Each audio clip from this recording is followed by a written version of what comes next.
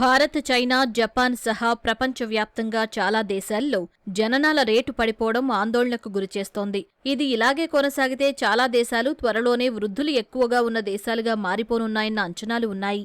అమెరికాలో సైతం 1990 నుంచి జననాల రేటు క్రమంగా పడిపోతుంది. 2023లో అమెరికాలో సంతానోత్పత్తి రేటు అత్యంత కనిష్ట స్థాయికి పడిపోయింది.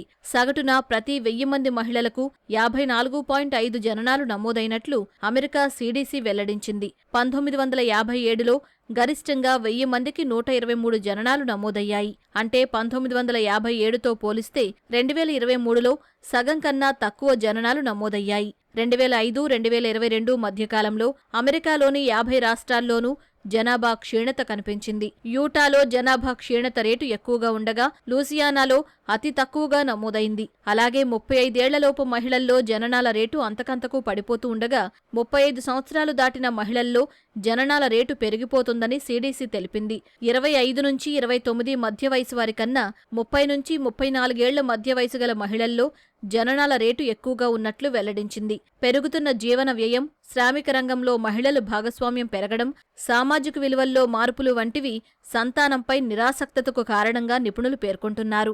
జననాల రేటు తగ్గుదలపై అమెరికా ప్రభుత్వం దృష్టి సారించింది. ఎక్కువ మంది పిల్లల్ని కనేలా ప్రోత్సహించేందుకు ట్రంప్ యంత్రాంగం ప్రతిపాదనలు రూపొందిస్తున్నట్లు సమాచారం.